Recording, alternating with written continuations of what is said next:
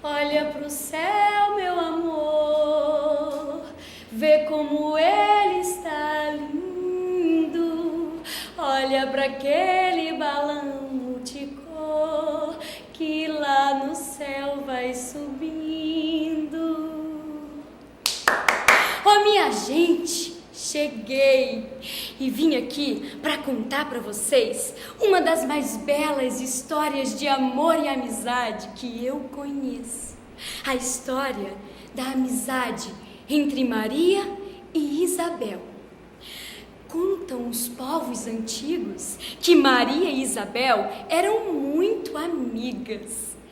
No entanto, elas moravam perto, longe. Sabe como é isso?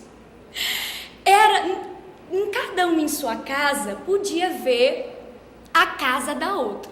No entanto, nem era tão perto que desse para se verem com frequência, e nem tão longe que não pudessem dar um jeitinho de vez em quando para se verem.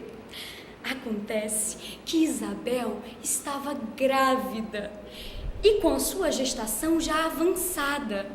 Então, elas tiveram uma brilhante ideia.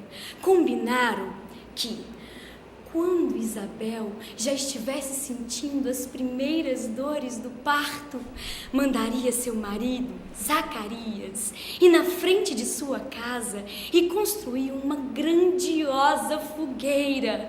E assim foi feito. Quando Isabel começou a sentir as dores, Zacarias foi lá correndo, acendeu a fogueira e Maria, lá do outro ponto, percebeu a fumaça, se ajeitou com seu marido e pegaram estrada a caminho da casa de Isabel.